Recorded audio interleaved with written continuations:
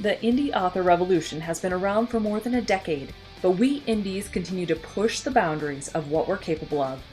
From getting over initial prejudices to staring down perfectionism and author imposter syndrome, we've become a force to reckon with. Indie authors now wear more hats than ever as we strive to create a career full of meaning, prosperity, and potential. We've juggled the demands and continue to be rebels in the face of adversity. Now, after years of hearing the shouts of hustle and grind, we indies are rebelling again. Gone are the days of publishing a book a month until we drop, and in its place are the seeds of a better way to rapid release. A way that feels incredible as we build a sustainable, lifelong author career that not only increases our visibility and royalties, but it's all done with intention and ease. If you're ready to buck the system and become the visionary authorpreneur I know you're meant to be, you've come to the right place. I'm Carissa Andrews, international best-selling indie author, and this is the Author Revolution podcast.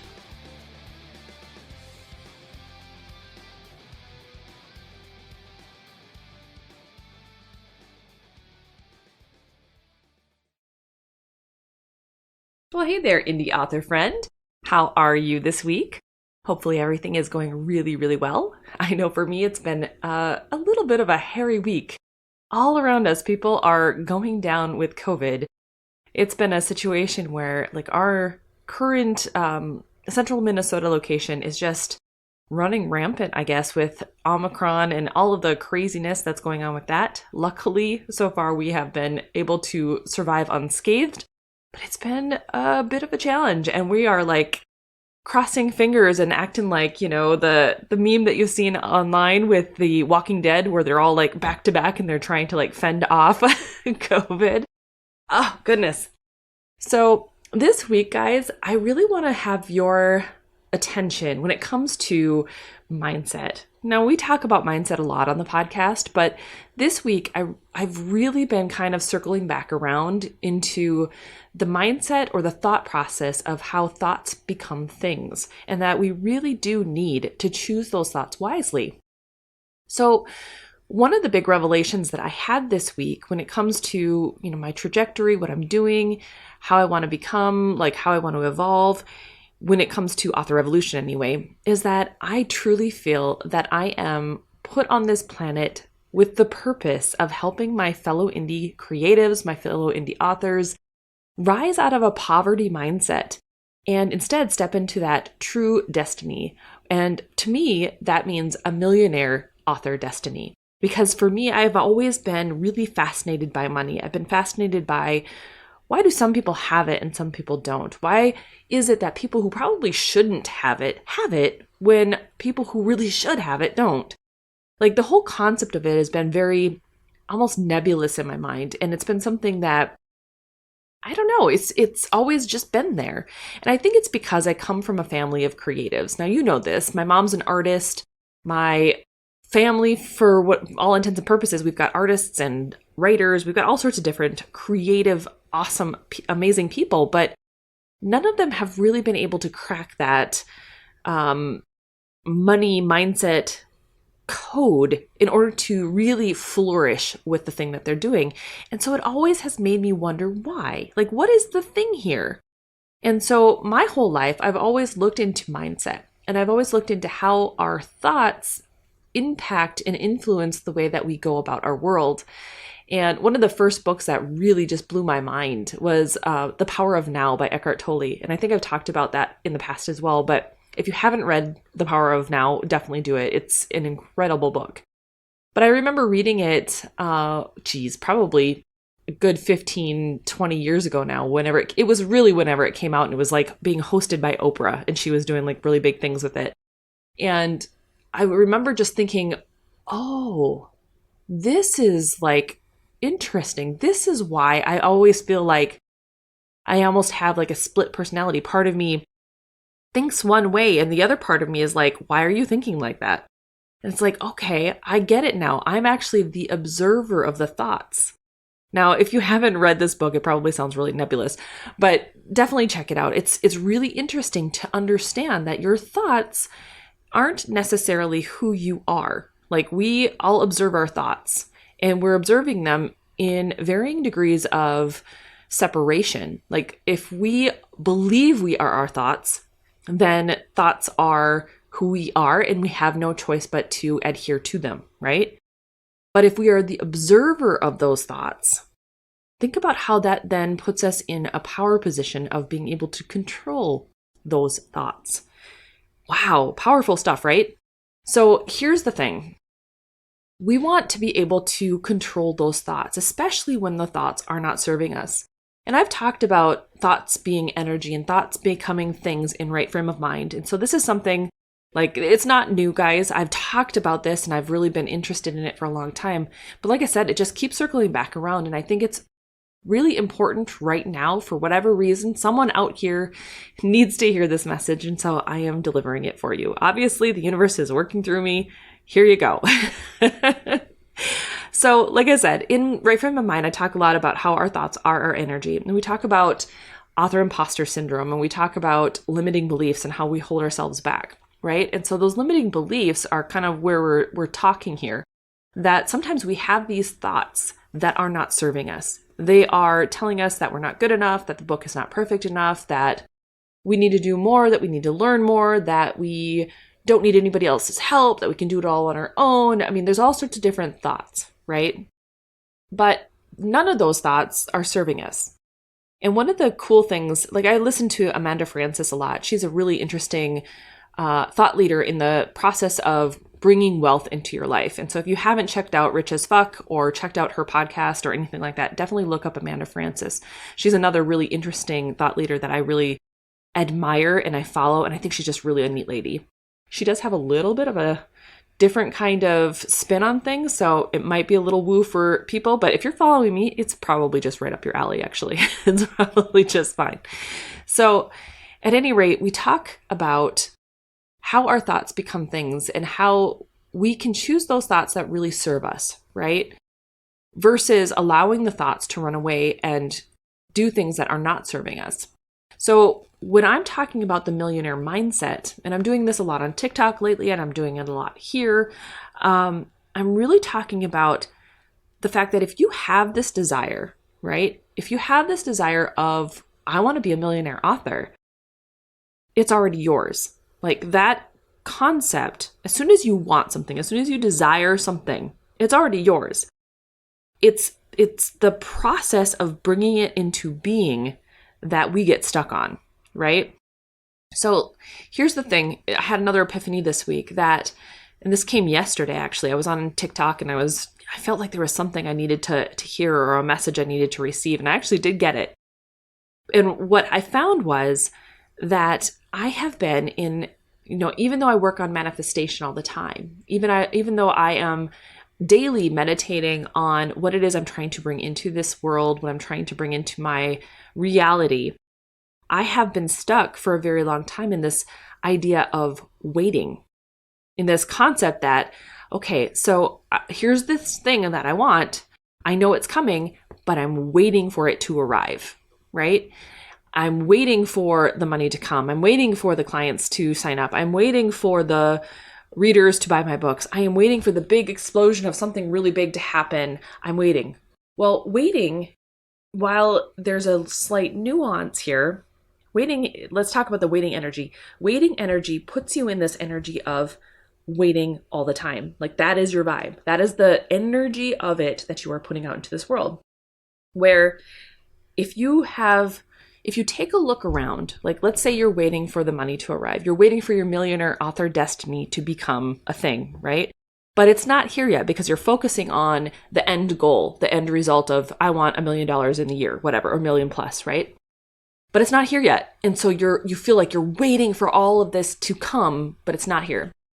Instead, what if you reframe it a bit and you look around and you find evidence of receiving? Evidence that it is all stacking up for you. It's all joining together. It's all congealing. It's all becoming more and more in your favor. Everything that you do is growing and expanding, and it is bringing you closer. You're already receiving it. You're already manifesting it. It's already coming into your reality one step at a time, one brick at a time. It's kind of like, my bedroom. We're in the process of remodeling my bedroom. And well, not just remodeling, we're building it. My husband literally took the roof off of our garage and added a new master bedroom up top there. So we're seeing it manifest itself into being, right? It's been a thought that he's had, that we've had. He's the one that actually had the vision at first. And so I had to go along with his vision, and now it's like wonderful. But he had the vision. He shared the vision with me. We then shared the vision together.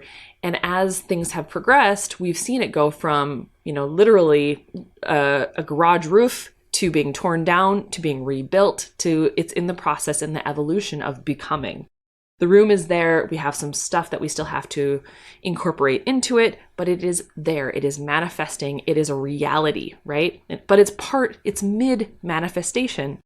Now, when we're mid-manifestation, we think it's not working. We think it's waiting, especially if it's a big goal, especially if it's something that is massive and there's a lot of moving parts and the universe has to align many different things in order for us to get the thing that we really want, like the millionaire author destiny, right? So there's all these things that are in motion that we're trying to put into place, but we're never doing it wrong. We're always manifesting the thing. It's just that, are we open to receiving? Are we open to the energy of it coming faster? Are we open to the energy of allowing it all to unfold? So when I had this epiphany that I've been in waiting, not like the woman in waiting, but like I've been waiting for this big thing. I've been waiting for my millionaire career to finally be here, to arrive, to be able to say I did it. I have just been stuck in waiting. And so when I feel like I'm waiting, I feel like I just said, stuck. I feel like things are not moving. They're not doing the thing.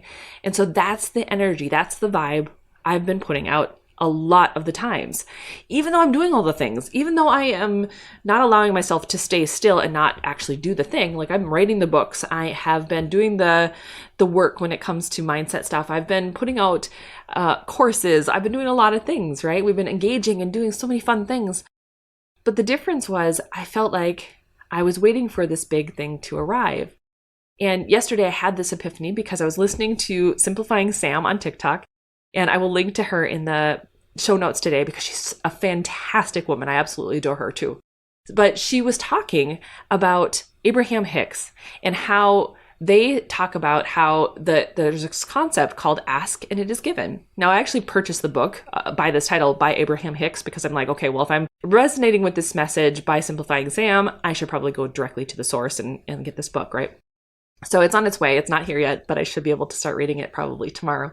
Now, the idea though is that the second you have a desire, the second you have the thought of, I want this thing, it is already yours. It's already given to you.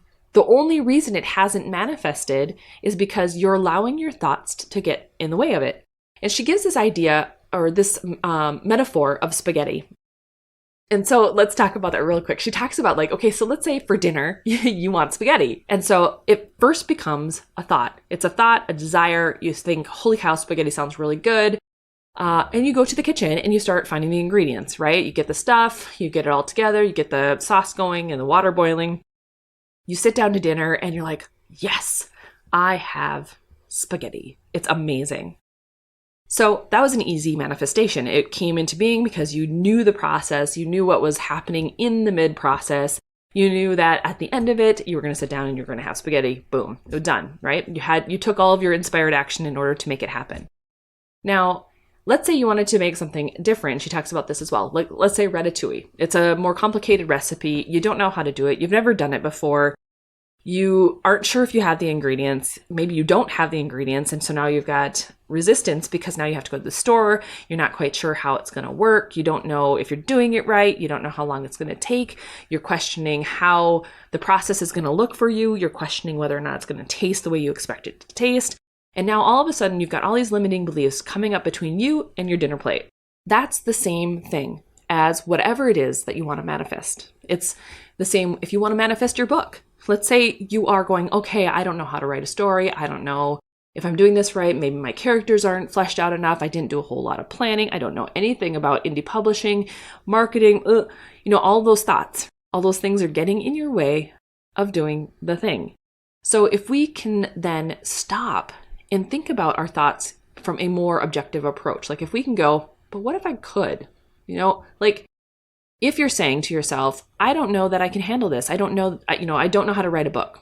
But what if you just gave it a try and, check to see what'll happen?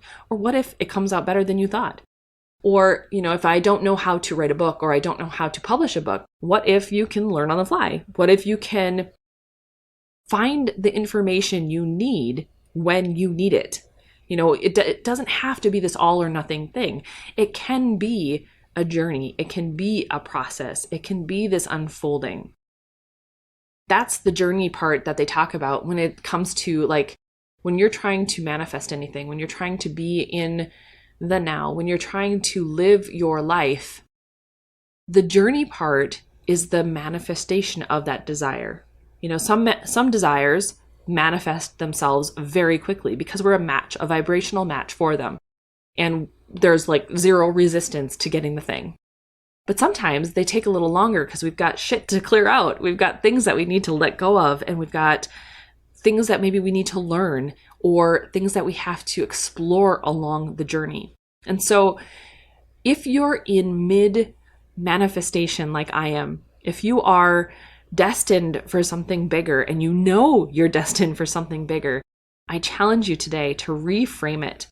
Rather than saying, why isn't it here yet? Like I've been doing. Why don't you say, wow, look at all the things I've done already that I've manifested into being that's bringing me closer to that goal, that objective, that whatever. I have a couple of friends who are in the same boat with me where they're like, why is it that I can write so many books or I can do so many things and I am not seeing the same results as some of my peers?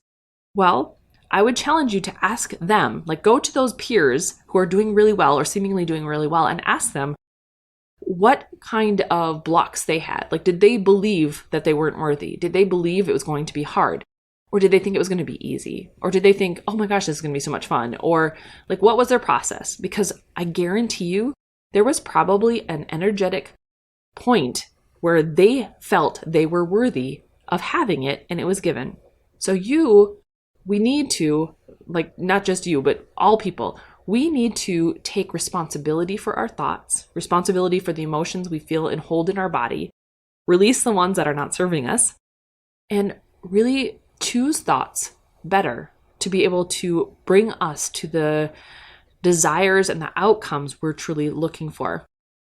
So for me, when I switched yesterday, my thinking from, I feel like I'm waiting, to, wow, look around me. I am already receiving. I've seen my income increase. I have seen the number of books increase. I've seen my readership increase. I have seen, the number of podcast listeners increase and my students increase. And yet there were times where I felt like it's not where I want to be yet. So why is it not working? But it is. It truly is. It's just in progress. It's in the middle of the manifestation. And I have to be comfortable with that. I have to be comfortable with the energy of I'm receiving it. It's in the process of transitioning and I am allowing it to be received faster. You know what I mean? Does that make sense? You'll have to reach out to me on Facebook or on TikTok or something and let me know if this is making sense to you, or even email. You can email me at Carissa@authorrevolution.org and let me know your thoughts on this. Because this is stuff that I could seriously sit and talk with someone all day long. I don't know what it is. It's just really fascinating stuff to me. And I can't always talk to Colin because he thinks I'm a little too woo for him. So sometimes he gets it. Sometimes he has to play devil's advocate. And sometimes I just want to punch him in the face. But that's how it goes. So what thoughts are you choosing, my friends? What is benefiting you and what is holding you back? Think about those things as you go about your week. And I want you to start choosing more benefiting thoughts, more thoughts that are going to lift you up and get you to your goal. If you are struggling, if you're not where you want to be, if you are persistent as fuck, like I am, I will not stop until I make this thing work, goddammit, keep going because you are in mid-manifestation. Look around you, take a stockpile of the things that are already working in your favor. Start noticing them. Start giving yourself evidence of it's already working, it's already manifesting, it's already almost here. And trust me, that energy is going to get you things far faster. Because I'll tell you, as soon as I made that shift yesterday, even if nothing externally has changed just yet, which by the way, some things have, and I'll mention that real quick in a sec.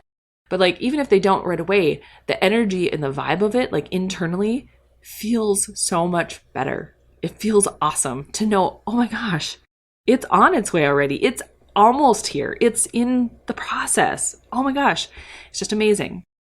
Now, I'm in the process of trying to build this community, right? Of trying to help indie authors raise their poverty mindset out and start embracing a bigger goal, embracing a bigger destiny, that millionaire author destiny. And so my process in that, when I was meditating on it and what I should do, I came up with the idea of the All Access Pass premium membership. And by the time you hear this, it's going to already be closed. So I'm sorry if you missed it, but the process of it was amazing because I was able to get access to all 7 of my courses to some of the people who really need access to the courses, but would not otherwise have been able to afford them right now.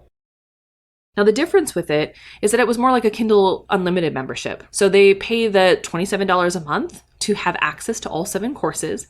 But as soon as their membership ends, if they decide they no longer need it or no longer want it, they no longer have access to those courses or the course materials, or to me inside a Rapid Release Roadmap, because we do a monthly coaching call on the final Wednesday of every month. So the cool thing then is like, I'm helping people who would not have otherwise been able to raise their vibration. I'm helping them do it now versus just, sorry, you have to save your money and you have to do this thing, which some people have opted to do. Like they want to keep the course access forever. And so they're waiting to until they can. But at the same time, I know when I was really struggling, I would have jumped up the opportunity for a membership to be able to get access to the information I need in order to level myself up. And that's what I want. This is not, as much as I am all about being able to, create a millionaire author lifestyle, millionaire lifestyle for myself, it's not just about the money. It's about what money helps us to do. Like, we can help more people if we have money. We can help more people, more readers, if we are looking at it from the author perspective. We can help more readers to explore new worlds, to drop into new places, to understand new thought processes, to just imagine something different from where they're at and escape for a bit. That's powerful stuff. And so it's like, we have lives that we have to change and touch, and we absolutely deserve to be paid for that. But it's not just about the money. It's about what we can do with that. Like, whose lives can we then touch? The more money we bring in, the more we are able to help other people and turn it around and expand into more people's lives, whether it's from an author perspective or from an indie author coach perspective or a business owner perspective. When we have more, we can give more. When our cup is full, we can, allow it to run over and help others. That's where this is all coming from. And so to me, it's not about like, okay, so could someone come into the courses with the membership, get what they need real quick and then drop out? Absolutely. But if they got what they needed, that's all that matters. You know what I mean? So at any rate, we had a really great turnout. And when I started doing this mindset work yesterday, I had 2 days left, yesterday and today. And we've already had over 100 signups, guys. So I have 100 people ready and willing to start leveling up their author careers and start digging into, how they can become the successful and prolific indie author. That's incredible. And you have no idea how much that really just makes my heart swell, because it's so powerful to me that I'm helping these people, these students, and maybe you're one of them, to get into the place where you feel the most supported. That is just, that is just the most ultimate awesome thing in the world to me. So at any rate, I want to say thank you if you've joined. I want to say thank you if you're listening to this podcast. I want to say thank you if you've ever read any of my books, because I'm just feeling really grateful right now. I'm in a place where I just feel like everything is working out in my favor. Everything is lining up. Everything is adding up. And I know it is for you as well. And I can't wait to see what awesome, amazing things you are able to accomplish in 2022. All right, so if you're looking for the transcript or any of the stuff, the links and stuff that we've talked about today, I will make sure that they are in today's show notes. So head over to authorrevolution.org/117. My friend, my awesome author, we have got this. We really do. Once we have this mindset shift really locked in, we will be unstoppable. So go forth and start your author revolution.